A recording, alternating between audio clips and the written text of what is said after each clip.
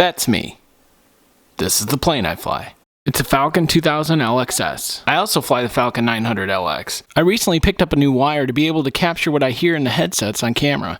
I'll be talking about this in a future vlog. Now let's go back to that takeoff. Like I said, I'm a captain on both airplanes I fly. You can tell by the 4 bars on my shoulder. But so is the other guy.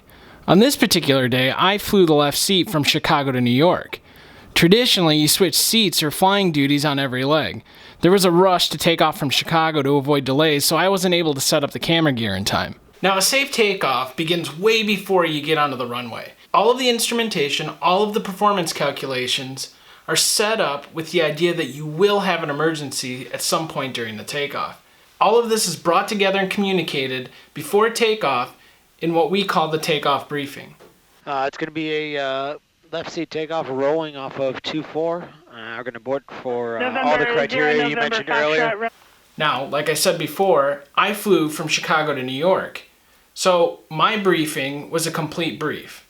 The briefing goes, we'll abort for any abnormality before 80 knots. From 80 knots to a speed which we call V1, which is our point of no return, we'll only abort for a few things.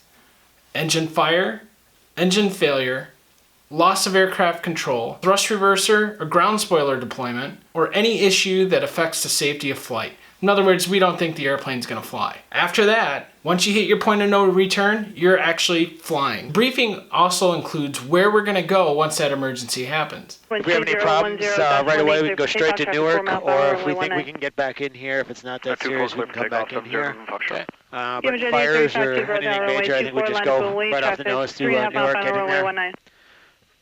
Line up and wait on all going well, we get the Rudy, thank you. whatever number departure. 32 pop. Any questions? No questions.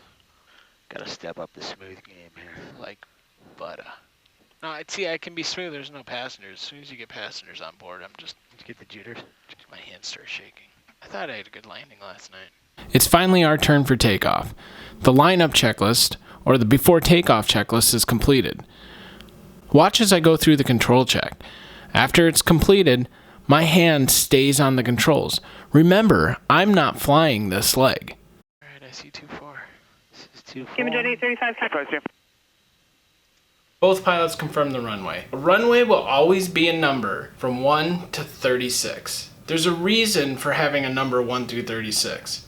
A runway is always numbered based on its magnetic heading, where north is 360 degrees, west is 270 degrees, east is 90 degrees, and south is 180 degrees. We just lop off the zeros. The true check of a runway is to make sure that your compass lines up with whatever heading the runway should be. And the heading checks as well. It does check. Now the actual takeoff happens pretty fast, so I'm going to break it down into little pieces and explain each thing, and then I'll play it back in real time. Runway 24, wind 29011, gust 18, clear for takeoff, traffic 2.5 mile final, runway 19. November 4 Kilo Sierra, turn right on Juliet, contact ground point 9er. Juliet, point 9er. Once a pilot flying pushes the throttles up to the stops, you'll hear him say, set power, or more appropriately, check power. All I'm doing at that point is making sure that the engines come up to power and are relatively close to what we calculated for our performance. Power is checked, acceleration's normal, airspeed's alive, and cross-checked. My appropriate response is power is set or power is checked, acceleration's normal, meaning that the accelerometer on the screen is showing an acceleration that complies with our performance calculations. The next call you'll hear is airspeed's alive. The airspeed indicator on the panel has actually started to move. The call is airspeed's alive and cross-checked. I'm looking across the airplane to the other pilot's screen to make sure that our airspeeds are not only working, but they're close. The two systems are independent. So in a perfect world, with the two independent systems, with an airspeed, they would be going up at the same rate at the same airspeed. Now we get to the mystery of why my hand is still on the yoke or the control wheel. Now there's two ways to steer an airplane on the ground. In general, on smaller airplanes, the rudder pedals on the floor are connected to the nose wheel on the front of the airplane. So by pushing one of the rudder pedals, you actually cause the airplane to turn by turning the front wheel. On bigger airplanes and jets, the rudder pedals are not connected to the nose wheel at the front of the airplane. Instead, they're connected to a little steering wheel on the pilot's left side called a tiller. The tiller is connected to the nose wheel and allows the airplane to be turned. If you notice, when we turn and go around the corner in the video, we don't turn the control wheel. The second way to control an airplane on the ground is by using the rudder. The rudder is the movable portion of the tail at the very back of the airplane.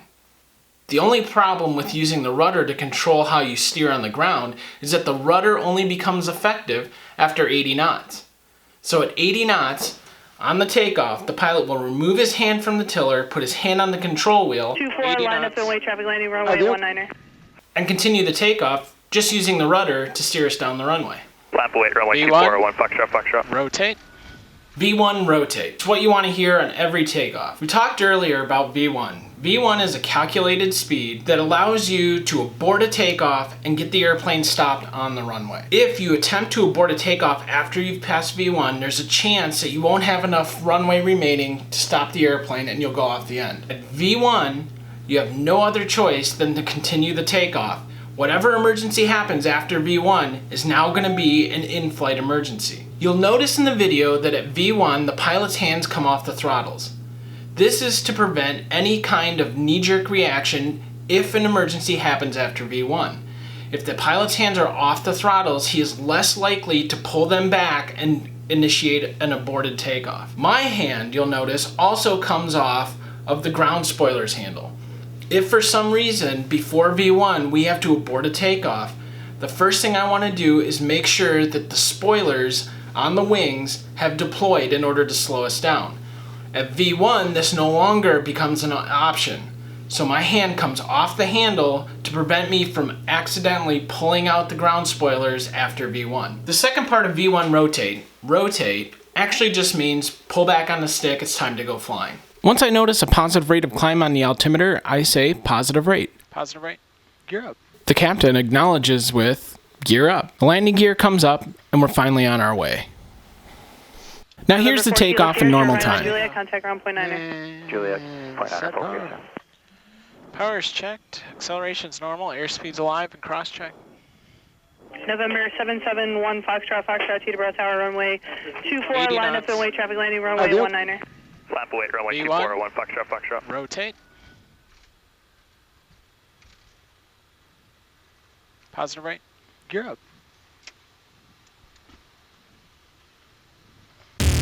Thanks for watching. If you found this content to be entertaining or interesting, please feel free to subscribe.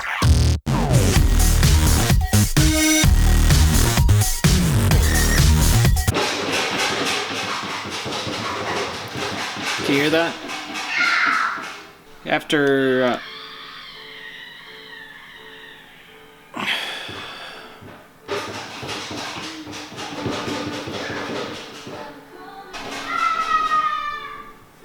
I need your eye for something. my eyeball? Both of them.